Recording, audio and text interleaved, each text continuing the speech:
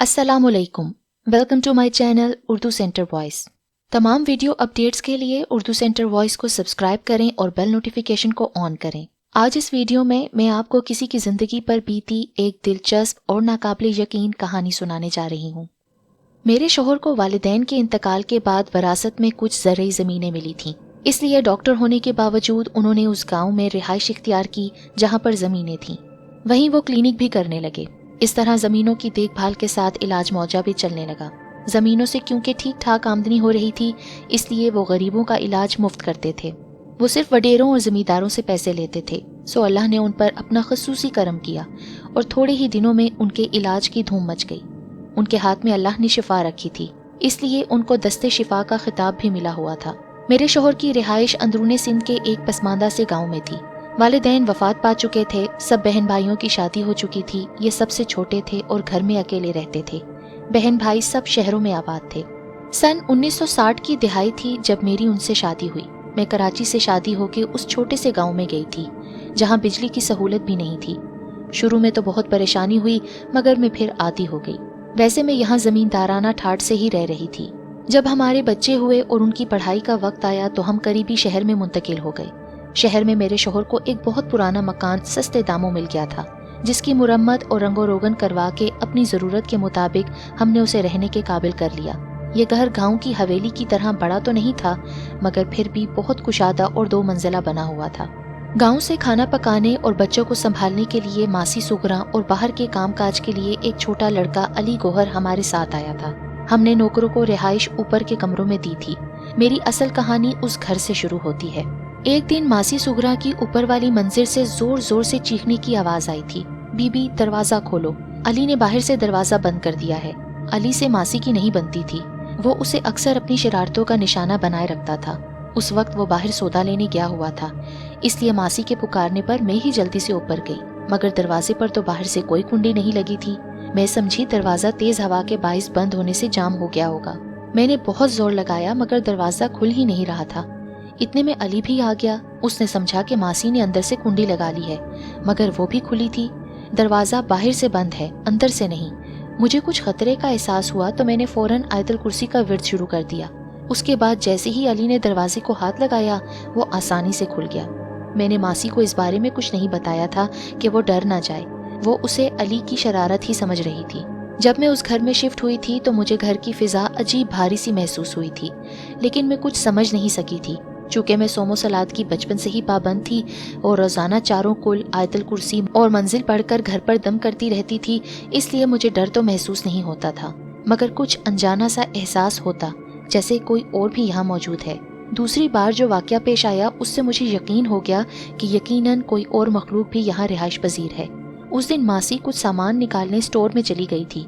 जैसे ही उसने कोठरी का दरवाज़ा खोला, चीखती चिल्लाती भागती हुई आई, बीबी स्टोर में एक बहुत बड़ी बला बैठी है। वो डर के मारे कांपती हुई बोल रही थी। क्या है मासी, चलो तो मेरे साथ। मैं देखने के लिए उठी। नहीं बीबी, आप नहीं जाएं, वो बहुत बड़ा है। मासी मुझे भी रोक रही थी। अरे डरो नहीं, मैं ये कहकर आगे बढ़ी और जैसे ही मैंने स्टोर का दरवाज़ा खोला तो दहशत से बेहोश होते होते बची। मैं तो औरत थी, अगर कोई मर्द भी होता तो भी हवास खो बैठता। एक बहुत बड़ा स्याह रंग का सांप कुंडली मारे बैठा था। वो इतना बड़ा था कि पूरी कोठरी को घेरे में लिए हुआ था। मैंने जल्दी से दरवाज़ा बंद कर दिया और आयतल कुर्सी पढ़ने लगी। फिर मैंने बुजुर्गों से सुनी हुई बात को आजमाना चाहा और ज़ेरे लब यूं गोया हुई, आप जो कोई भी हैं, आपको हज़रत सुलेमान अलैहिस्सलाम का वास्ता यहाँ से चले जाएं, वरना आपके नुकसान की मैं जिम्मेदार नहीं होंगी। ये कहकर मैंने कोठरी का दरवाज़ा खोलकर झांका, जबकि मासी हवास बाख्ता होकर मुझे रोक रही थी, मगर अब तो वहाँ पर कुछ भी नहीं था। मैंने दरवाज़ा पूरा खोल दिया और मासी से कहा, देखो यहाँ तो कुछ भी नहीं है। फिर मैंने उसका डर ख़त्म करने के लिए कहा, शायद रोशनदान से किसी चीज़ का साया आ रहा होगा। ये देखो, रोशनदान में रस्सी लटक रही है। मासी ने डरते डरते अंदर झांका और बोली, साया इतना बड़ा थोड़ी होता है, वो तो सचमुच का नाग था, फन उठाए हुए था। मैंने अपनी आंखों से देखा था, उसकी लाल लाल जुबान भी निकल रही थी। वो अंदर कहीं छुपा होगा। देखा तो मैंने भी यही था। मासी सच कह रही थी, मगर उसको ये कैसे बताती कि वो जो कोई भी था हज़रत सुलेमान अलैहिस्सलाम का वास्ता देने से हट गया है और उसकी रिहाइश यहीं कहीं पर है। वो कभी मेरी बात का यकीन नहीं करती। मैंने दरवाज़ा बंद करते हुए कहा, अच्छा शाम को जब डॉक्टर साहब आएंगे तो वो किसी को बुलाकर अच्छी तरह चेक कर लेंगे। کہ کوئی بل یا سوراخ تو کوٹھڑی میں نہیں ہے۔ دوسرے دن ڈاکٹر صاحب نے کوٹھڑی خالی کروا کے اچھی طرح دیکھ لیا، مگر وہاں پر کوئی سوراخ نہیں تھا، نہ کوئی بل تھا۔ پھر بھی انہوں نے دیواروں اور فرش کو دوبارہ کھرچ کر پلستر کروا دیا تھا۔ ماسی اب بھی اس کوٹھڑی یعنی اسٹور میں جانے کو تیار نہیں تھی، اس لیے ہم نے کچن کے ساتھ جو خالی جگہ تھی وہاں پر اسٹور بنوا دیا تو اسے اطمینان ہوا۔ اب مجھے یقین ہو گیا تھا کہ اس گھر میں کوئی اوپری چیز ضرور ہے جو اپنی موجودگی کا یقین دلا کر ہمیں گھر چھوڑ جانے پر مجبور کر رہی ہے۔ میں نے ایک دن ڈاکٹر صاحب سے اس موضوع پر بات کی اور بتایا کہ کچھ غیر معمولی واقعات ہو رہے ہیں، اس کا مطلب ہے یہاں پر کچھ ہے، کہیں ہم لوگوں کو کوئی نقصان نہ پہنچے، بہتر ہے کہ آپ دوسرا گھر دیکھ لیں۔ انہوں نے مجھے جو جواب دیا تھا اس کے بعد میں نے اپنی زبان بند کر لی تھی۔ مجھے معلوم تھا وہ میری بات پر کبھی یقین نہیں کریں گے۔ تم پڑھی لکھی ہو کر جاہلوں والی باتیں کر رہی ہو، اس سے پہلے بھی تو اس گھر میں لوگ رہتے تھے، وہ بھی میرے دوست تھے، انہوں نے تو کبھی ایسی شکایت نہیں کی۔ یہ انسان کی نظر کا دھوکہ ہوتا ہے، جو معمولی چیز بھی انوکھی اور غیر مرئی نظر آنے لگتی ہے۔ ڈر اور خوف کی حالت میں انسان جو سوچتا ہے ویسا نظر آنے لگتا ہے۔ میں ڈاکٹر ہوں اور میں نے نفسیات بھی پڑھی ہے، میڈیکل کی تعلیم میں انسانی نفسیات بھی پڑھائی جاتی ہے۔ اتنا طویل لیکچر سن کے مجھے خاموشی ہونا پڑا، لیکن چند دنوں بعد میرا پھر ایک ایسے ہی واقعے سے واسطہ پڑا تھا۔ ان دنوں تفریح کا کوئی اور ذریعہ تو تھا نہیں سوائے اس کے کہ وڈیرے اور زمیندار یا تو شکار کھیلنے جاتے تھے یا سینما ہال جا کر فلم دیکھتے۔ ڈاکٹر صاحب یعنی میرے شوہر بھی فلموں کے شوقین تھے اور ہر نئی فلم دوستوں کے ساتھ جا کر ضرور دیکھتے تھے۔ ان دنوں ماسی چھٹی لے کر اپنی بیٹی کے گھر گئی ہوئی تھی۔ علی کی بھی طبیعت خراب ہو گئی تو وہ بھی گاؤں چلا گیا، میں بچوں کے ساتھ گھر میں اکیلی تھی۔ اس روز میرے شوہر کا فلم دیکھنے کا پروگرام بن گیا۔ ان کی کلینک ابھی تک گاؤں میں تھی، وہ صبح جاتے تو شام کو واپسی ہوتی، اس لیے آخری شو یعنی 9 سے 12 والی ٹکٹیں خریدتے۔ ان کا پروگرام آخری شو دیکھ کر آرام سے سونے کا ارادہ تھا، کیونکہ دوسرے دن اتوار تھا۔ ان دنوں رات کو دیر تک جاگنے کا رواج نہیں تھا، لوگ جلدی سوتے اور جلدی اٹھتے تھے، اسی لیے سرے شام ہی سناٹا چھا جاتا تھا۔ ڈاکٹر صاحب کا یہ پروگرام تھا کہ وہ گیٹ کو باہر سے تالا لگا کر چلے جائیں گے تاکہ مجھے اٹھ کر دروازہ کھولنا نہ پڑے اور میری نیند خراب نہ ہو۔ مجھے بھی ان کی تجویز پسند آئی اور بچوں کو کھانا وغیرہ کھلانے کے بعد ان کو سلا کر خود بھی سو گئی۔ معلوم نہیں اس وقت کیا ٹائم ہوا تھا کہ ایک انجانے سے شور کی وجہ سے گہری نیند سے میری آنکھ کھل گئی۔ میں نے غور کیا تو بیٹھک والے کمرے سے بن بناہٹ جیسی آواز آ رہی تھی، جیسے کوئی سرگوشیوں میں باتیں کر رہا ہو۔ اس کے ساتھ چائے کی پیالی رکھنے اور اٹھانے کی آواز بھی آ رہی تھی۔ چھت کا پنکھا بھی چلتا ہوا محسوس ہو رہا تھا۔ اس کا مطلب تھا کہ میرے شوہر فلم دیکھ کر واپس آ گئے تھے اور خود ہی چائے بنا کر دوستوں کو پلا رہے تھے۔ مجھے اس لیے نہیں اٹھایا ہوگا کہ میری نیند نہ خراب ہو، میں مطمئن ہو گئی۔ مگر کچھ دیر بعد مجھے سخت پیاس محسوس ہوئی تو مجھے پانی پینے کے لیے اٹھنا پڑا۔ میں نے یوں ہی بیٹھک کی کھڑکیوں سے جھانکا تو مجھے حیرت کا زبردست جھٹکا لگا، اور وہاں کوئی بھی موجود نہیں تھا، جبکہ وہ سب آوازیں میں نے صاف طور پر سنی تھیں۔ میں حیرت زدہ کھڑی تھی کہ گھر کا مرکزی دروازہ کھلنے کی آواز آئی اور میرے شوہر آتے ہوئے نظر آئے۔ تم ابھی تک سوئی نہیں؟ مجھے وہاں کھڑا دیکھ کر انہوں نے پوچھا۔ ارے میں تو سو رہی تھی، پر پانی پینے کے لیے ابھی اٹھی ہوں، میں نے جواب دیا۔ میں سمجھی شاید وہ اپنے دوستوں کو دروازے سے باہر تک چھوڑنے گئے ہوں گے، اس لیے میں نے پوچھا، آپ کب آئے؟ کیا تھوڑی دیر پہلے بھی آئے تھے؟ نہیں تو، مگر تم کیوں پوچھ رہی ہو؟ ڈاکٹر صاحب نے کچھ حیرت سے پوچھا۔ اس لیے کہ مجھے بیٹھک سے باتوں کی آواز آ رہی تھی اور ایسا محسوس ہو رہا تھا جیسے آپ اپنے دوستوں کے ساتھ چائے پی رہے ہوں۔ ارے نہیں بھائی، چائے تو میں باہر سے ہی پی کر آیا ہوں، تم نے کوئی خواب دیکھا ہوگا۔ مجھے معلوم تھا کہ میں کچھ بھی کر لوں، میرے شوہر کبھی نہیں مانیں گے کہ میں نے بقائم و ہوش و حواس خود اپنے کانوں سے وہ آوازیں سنی تھیں، اس لیے میں خاموش ہو گئی تھی، اور ساتھ ہی میں نے یہ بھی سوچ لیا تھا کہ اس صورتحال کا مجھے اکیلے ہی مقابلہ کرنا ہے۔ اس دن میں اوپر کے پورشن میں کسی کام سے گئی تھی، ماسی سغرا بھی اوپر ہی تھی، وہ مجھ سے باتیں کرنے لگی۔ عصر کا وقت ہوا چاہتا تھا، اس نے کہا، بی بی آپ نماز پڑھ لیں تو میں چائے بناتی ہوں۔ وہ یہ کہہ کر نیچے چلی گئی تھی۔ میں بھی اٹھنے کا ارادہ کر ہی رہی تھی کہ وہ پلنگ جس پر میں بیٹھی ہوئی تھی اچانک تیزی سے اوپر اٹھنا شروع ہو گیا۔ تھوڑی دیر تک تو میری سمجھ میں کچھ نہیں آیا، پھر یک دم مجھے خطرے کا احساس ہوا، کیونکہ پلنگ اب برابر والے کمرے کی چھت کے قریب اوپر تک چلا گیا تھا۔ میرے یہاں ان دنوں چوتھے بچے کی آمد تھی۔ مجھے یہ خوف محسوس ہوا کہ اگر پلنگ تیزی سے نیچے گرتا ہے تو مجھے اور میرے ہونے والے بچے کو یقیناً نقصان پہنچے گا۔ تو میں نے جلدی جلدی قرآنی آیتوں کا ورد شروع کر دیا۔ سورہ فلق، سورہ ناس پڑھتے ہی پلنگ بہت آہستہ اور آرام سے فرش پر آ لگا، اور اس کے نیچے سے شیر کی جسامت کا کالا بلا نکل کر میری آنکھوں کے سامنے دیکھتے ہی دیکھتے غائب ہو گیا۔ اس کا مطلب یہ تھا کہ اب مقابلہ واقعی شروع ہو گیا ہے۔ اس گھر میں کوئی ایسی پراسرار مخلوق بھی ہے جو مختلف بھیس میں میرے سامنے آ کر مجھے ڈرا رہی ہے۔ ان کا مقصد شاید مجھے یہاں سے نکالنا تھا، لیکن ابھی تک کوئی نقصان نہیں پہنچایا تھا۔ میں نہ کوئی عالم فاضل تھی نہ عامل کامل، مگر میں اللہ کی ایک ادنا بندی اتنا ضرور جانتی تھی کہ ان چیزوں سے جو ڈرتے ہیں انہی کو وہ ڈراتے ہیں۔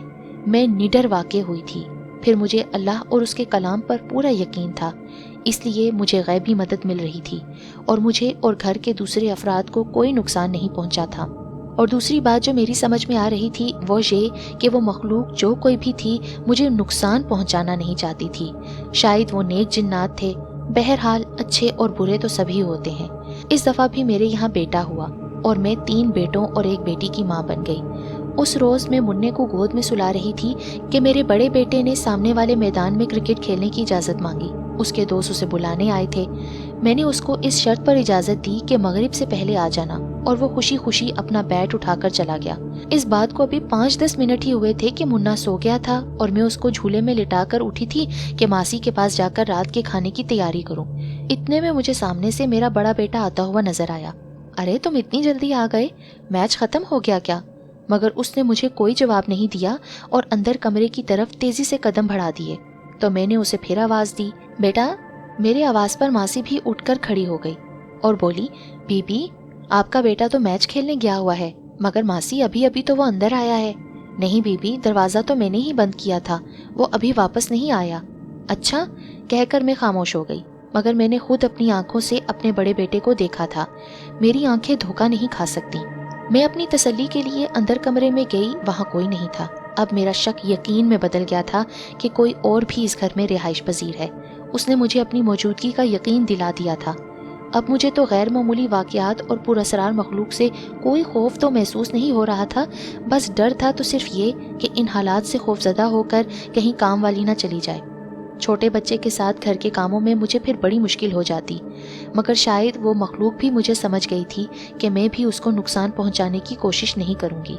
اس لیے ماسی کے ساتھ شروع میں 2 واقعات، جب اس کے کمرے کا دروازہ بند ہو گیا تھا اور اسٹور روم میں سانپ نظر آیا تھا، اس کے بعد پھر کچھ اور نہیں ہوا تھا۔ اگر میں ان واقعات اور حالات سے ڈر کر اپنے شوہر کو مجبور کرتی کہ وہ کسی عامل یا بزرگ کو بلا کر گھر کو دکھائیں اور وہ ان کو بھگانے کی کوشش کرتے، تو شاید مجھ سے ان کی دشمنی پیدا ہو جاتی کہ وہ قوم جنات میں سے تھے اور اچھے تھے۔ اور پھر ایک دن یہ بات کھل کر میرے سامنے بھی آ گئی تھی۔ ماسی اور علی چھٹی لے کر گاؤں گئے ہوئے تھے۔ اس دن میں اکیلی تھی، بچے اسکول گئے ہوئے تھے، جمعے کا دن تھا۔ جمعے کے دن میرے شوہر بھی نماز سے پہلے کلینک سے آ جاتے تھے، بچوں کی بھی جلدی چھٹی ہو جاتی تھی۔ میں نے جلدی دوپہر کے کھانے کی تیاری کر لی تھی، اس لیے سوچا کہ پہلے منّے کے کپڑے دھو لوں، پھر ٹائم نہیں ملے گا، کیونکہ جمعے کی نماز کی تیاری کے لیے بچوں اور شوہر کو غسل کرنا ہوگا۔ اس وقت اٹیچ باتھ نہیں ہوتے تھے، سب کے لیے گھر میں ایک ہی مشترکہ غسل خانہ ہوتا تھا۔ بڑا گھر ہوتا تو 2 بھی ہوتے تھے، مگر گھر بڑا تو تھا مگر غسل خانہ ایک ہی تھا۔ میں جلدی کپڑے دھو رہی تھی کہ اچانک پتہ نہیں کدھر سے ایک لمبے قد کی خوبصورت عورت میرے سامنے آ کر کھڑی ہو گئی۔ میں حیران ہو گئی کہ یہ عورت کون ہے۔ ابھی میں نے اس سے پوچھنا ہی چاہا تھا کہ وہ کون ہے، اس نے سلام کر کے کہنا شروع کیا تھا، آج جمعے کا دن ہے اور تم اتنی دیر سے غسل خانے میں کپڑے دھو رہی ہو۔ مجھے بھی کپڑے دھونے ہیں، میرے بچوں کو بھی نماز پڑھنے جانا ہے، ان کو بھی نہلانا ہے۔ تم غسل خانہ خالی کرو تو میں بھی اپنا کام کروں۔ میرا بھی اس گھر پر اتنا ہی حق ہے جتنا تمہارا، ہم برسوں سے یہاں رہ رہے ہیں۔ اس کی بات سن کر میں بغیر خوفزدہ ہوئے بولی تھی، آجو بہن تم اپنا کام کر لو، میں بعد میں کر لوں گی۔ یہ کہہ کر میں کپڑے اٹھا کر کھڑی ہو گئی۔ مجھے حیرت ہوئی کہ اس کے پیچھے میرے بچوں کی عمر کے برابر 4 بچے کھڑے تھے، 3 لڑکے اور 1 لڑکی، اور سب سے بڑی بات یہ تھی کہ ان بچوں کی شکلیں حیرت انگیز طور پر میرے بچوں سے مل رہی تھیں۔ میرے اٹھتے ہی وہ غسل خانے کے اندر مسکراتی ہوئی یہ کہہ کر چلی گئی، تم نے مجھے بہن کہا ہے تو انشاءاللہ میں بھی یہ رشتہ نبھاؤں گی۔ پھر کچھ دیر تک مجھے غسل خانے کے اندر سے کپڑے دھونے اور پانی گرنے کی آواز آتی رہی، مگر کچھ نظر نہیں آ رہا تھا۔ مجھے بہت خوشی ہوئی تھی کہ وہ مسلمان جنات میں سے تھے اور شر انگیز نہیں بلکہ نیک، پرخلوص اور مہربان نظر آئے تھے۔ وہ میرے گھر میں شراکت دار تھی اور میں نے بھی اس کو قبول کر لیا تھا۔ جب ڈاکٹر صاحب اور بچے جمعے کی نماز کے لیے مسجد چلے گئے تو میں نے دیکھا کہ میرے بیٹوں جیسے 2 بچے سفید کپڑے اور سر پر ٹوپی پہنے ہوئے ایک آدمی کے ساتھ آنگن کے دروازے سے باہر جا رہے ہیں۔ یقیناً وہ بھی نماز کے لیے جا رہے تھے، اور حیرت انگیز بات یہ تھی کہ اس آدمی کی شکل اور قد میرے شوہر سے بہت مل رہا تھا۔ وہ میری آنکھوں کے سامنے بند دروازے سے باہر نکل گئے تھے۔ میں نے اب تک اپنی زندگی میں جتنے بھی آسیب، جنات اور اثرات کے قصے سنے تھے وہ بہت خوفناک اور نقصان پہنچانے والے تھے، لیکن میرا واسطہ نہایت نیک اور بے ضرر جنات فیملی سے پڑا تھا، اس لیے میں بے فکر ہو گئی تھی۔ ان کی رہائش پہلی منزل پر بنے ہوئے کونے کے کمرے میں تھی، کیونکہ میں نے اسی طرف سے ان کو آتے جاتے دیکھا تھا۔ یہاں سب سے اہم بات یہ تھی کہ وہ سوائے میرے گھر کے کسی اور فرد کو نظر نہیں آتے تھے۔ اسی طرف سے اکثر مجھے کھانا پکانے کی خوشبو اور برتن وغیرہ دھونے کی آوازیں بھی محسوس ہوتی تھی۔ کبھی کبھی ماسی بھی کہتی، بی بی برابر والوں کے یہاں پتہ نہیں کیا پک رہا ہے، خوشبو بڑی اچھی آ رہی ہے۔ میرے بڑے بیٹے نے بورڈ کے امتحان میں اول پوزیشن حاصل کی تو میں نے اپنے محلے، پڑوسی اور دوستوں میں مٹھائی بانٹی۔ پھر مجھے خیال آیا کہ اپنی نادیدہ دوست جس کو میں نے بہن کہا تھا اس کو بھی اپنی خوشی میں شامل کروں، ان کو بھی مٹھائی کھلاؤں۔ میں نے اپنے بڑوں سے سنا تھا کہ جنات اخروٹ کی مٹھائی کھاتے ہیں، تو میں نے اپنے شہر کی سب سے بڑی اور بہترین مٹھائی کی دکان سے اخروٹ کی مٹھائی منگوائی اور ڈبہ لے جا کر اس کمرے کے دروازے کے سامنے رکھ دیا۔ وہ میری نظروں کے سامنے ہی غائب ہو گیا اور میرے کانوں میں پرخلوص آواز آئی، بہت مبارک ہو۔ اسی روز شام کو میرے بیٹے کی میز پر ایک بہت خوبصورت اور قیمتی پین کا ڈبہ رکھا ہوا ملا۔ وہ بہت خوش ہوا اور پین کا ڈبہ لے کر میرے پاس آیا اور بولا، امی یہ پین آپ لائی ہیں؟ میں یہی پین لینا چاہتا تھا۔ میں سمجھ گئی کہ یہ تحفہ میری اس نادیدہ دوست نے دیا ہوگا۔ رکھ لو بیٹے، یہ میری دوست نے دیا ہے، میں نے مسکرا کر کہا۔ امی جس نے بھی دیا ہے بہت خوبصورت ہے، مجھے بہت پسند آیا ہے، بہت بہت شکریہ۔ وہ سن 70 کا زمانہ تھا جب سندھ میں لسانی فسادات پھوٹ پڑے تھے، ادھر ادھر سے خبریں اچھی نہیں آ رہی تھیں۔ ہم نے بڑے بچوں کو کراچی، ننہال بھیج دیا تھا۔ ماسی بھی بہانہ بنا کے اپنے گاؤں واپس چلی گئی تھی اور علی نے بھی کام چھوڑ دیا تھا۔ میں اپنے چھوٹے بیٹے کے ساتھ گھر میں اکیلی رہ گئی تھی۔ میرے شوہر صبح کلینک جاتے تھے تو میں سارا دن گھر میں اکیلی ہوتی۔ صبح جاتے وقت وہ اپنے سامنے گھر کے گیٹ میں اندر سے تالا لگواتے اور جب تک میں گیٹ میں تالا ڈال کر کمرے کا دروازہ بھی نہیں بند کر لیتی وہ کھڑے رہتے۔ میں 2-3 دن سے گھر کے سامنے موجود کھیل کے میدان کی باؤنڈری وال پر ایک مشکوک سا لڑکا بیٹھے ہوئے دیکھ رہی تھی۔ وہ پتہ نہیں کب سے آ کے دیوار پر بیٹھ جاتا اور جب میرے شوہر گاڑی سٹارٹ کر لیتے تو وہ واپس چلا جاتا۔ ایسا کئی دنوں سے ہو رہا تھا۔ مجھے ایک دن یہ خیال آیا کہ شاید یہ میرے شوہر کے آنے جانے کے اوقات کو نوٹ کر رہا ہے، اور پھر میرا یہ اندیشہ صحیح ثابت ہوا۔ اس دن میرے شوہر نے جیسی ہی گاڑی سٹارٹ کی تو میں ان کو خدا حافظ کہہ کر اندر آ کر گیٹ بند کرنے لگی۔ اس دن ان کو جانے کی کچھ جلدی تھی، شاید اس لیے گیٹ بند کروانے سے پہلے ہی چلے گئے، ورنہ جب تک میں گیٹ میں تالا نہیں ڈال لیتی تھی وہ کھڑے رہتے تھے۔ جیسے ہی انہوں نے گاڑی آگے بڑھائی وہ لڑکا پھرتی سے دیوار کود کر میرے گیٹ کے پاس آ گیا اور تیزی سے گیٹ کے درمیان اپنا ہاتھ ڈال دیا۔ اب میں اندر سے گیٹ بند کرنا چاہ رہی تھی اور وہ باہر سے دھکا لگا کر کھولنا چاہ رہا تھا۔ اس کا ہاتھ گیٹ کے درمیان پھنسا ہوا تھا، اس لیے میں بند نہیں کر پا رہی تھی۔ میں ابھی خوف اور پریشانی سے چیخنا ہی چاہتی تھی کہ اچانک میری دوست مخلوق کا شوہر آ گیا اور میری طرف دیکھے بغیر ہاتھ کے اشارے سے مجھے اندر جانے کا کہا، تو میں کمرے میں چلی گئی۔ اس آدمی کو دیکھ کر وہ لڑکا سر پر پاؤں رکھ کر بھاگ گیا۔ اس نے دروازہ کھول کے ادھر ادھر دیکھا اور کسی کو نہ پا کر گیٹ بند کر کے تالا ڈال دیا، چابی اس میں چھوڑ دی اور وہیں پر غائب ہو گیا۔ میں یہ سب کھڑکی سے دیکھ رہی تھی۔ شام کو میں نے ڈاکٹر صاحب کو بتایا کہ کس طرح وہ لڑکا اندر گھسنے کی کوشش کر رہا تھا اور میں کیسے بال بال بچی یہ قصہ میں گول کر گئی، کیونکہ میں اپنی دوست مخلوق کا راز کھولنا نہیں چاہتی تھی۔ مجھے ڈر تھا کہ میرے شوہر کچھ الٹا سیدھا نہ بول دیں جس سے وہ مخلوق ناراض ہو جائے، کیونکہ عموماً لوگ ایسی باتوں پر یقین نہیں کرتے اور خاص طور سے مرد تو جنات اور جادو وغیرہ کو مانتے ہی نہیں، حالانکہ یہ دونوں چیزیں قرآن سے ثابت ہیں۔ مگر پڑھے لکھے ہونے کے باوجود لوگوں کا کہنا ہے کہ اس زمانے میں ایسا نہیں ہوتا۔ میں تو مانتی تھی اور میرا ذاتی تجربہ بھی ہو رہا تھا۔ اس واقعے کے بعد میرے شوہر نے مجھے بھی کراچی میرے والدین کے پاس بھیجنے کا فیصلہ کیا، کیونکہ یہاں میرا اکیلے گھر میں رہنا خطرناک تھا۔ اس دن میں نے جلدی میں اپنا مختصر ضروری اور قیمتی سامان باندھا، کیونکہ میرے شوہر نے کسی کو بتائے بغیر مجھے کراچی بھیجنے کا فیصلہ کر لیا تھا۔ وہ مجھے اسٹیشن پر ویٹنگ روم میں بٹھا کر ٹکٹ خریدنے چلے گئے۔ میں اکیلی بچے کے ساتھ بیٹھی تھی کہ پتہ نہیں کہاں سے ایک مشکوک سا آدمی بھی ویٹنگ روم میں آ کر بیٹھ گیا اور میری طرف غور سے دیکھنے لگا، حالانکہ یہ لیڈیز ویٹنگ روم تھا۔ میں ڈر کے مارے خاموش تھی۔ میں سوچ رہی تھی کہ میں غیر انسانی وجود سے کبھی اتنا نہیں ڈری، اور اس انسان جو اشرف المخلوقات کہلاتا ہے اس سے مجھے کیوں ڈر لگ رہا ہے۔ میں قرآنی دعاؤں کا زیر لب ورد کرنے لگی۔ उसी वक्त एक और फैमिली जो एक मर्द, औरत और छोटे बच्चों पर मुश्तमिल थी, वेटिंग रूम में आकर मेरे बराबर बैठ गई। वो औरत स्याह रंग का टोपी वाला बुर्का पहने हुए थी और काफी लंबी तड़ंगी थी। मर्द ने भी सफेद कुर्ता शलवार और सर पर स्याह अमामा पहना हुआ था। वो उस औरत को बिठाकर बाहर चला गया तो वो आदमी जो भी थोड़ी देर पहले आ गया था बाहर निकल गया, तो मैंने इत्मीनान का सांस लिया। इतने में मेरे शौहर भी टिकट लेकर आ गए। ट्रेन भी आ चुकी थी। उन्होंने मुझे ट्रेन में बिठाया और कुछ हदायतें देकर कहा कि बहुत जल्द वो यहाँ से सब कुछ बेचकर कराची मुंतकिल हो जाएंगे। इतने में वो बुर्कापोश औरत और उसके साथ जो मर्द था वो भी प्लेटफॉर्म पर आकर खड़े हो गए। शायद वो अपनी मतलूबा बोगी देख रहे थे। इसी असना में इंजन ने विसल दी और ट्रेन चल पड़ी। मेरे शौहर खुदा हाफिज कहकर जाने के लिए पलट गए। तब भी वो फैमिली वहीं प्लेटफॉर्म पर खड़ी थी। बस अचानक ही मुझे ख्याल आया था कि वो मुसाफिर मेरे घर के नादीदा रिहायशी थे जो मुझे छोड़ने आए थे। ऐन उसी वक्त मेरे कानों में बहुत करीब से आवाज़ आई थी, खुदा हाफिज फी अमान अल्लाह। यकीनन ये वही थी जो मेरी नादीदा दोस्त, हमदर्द और बहन बनी थी।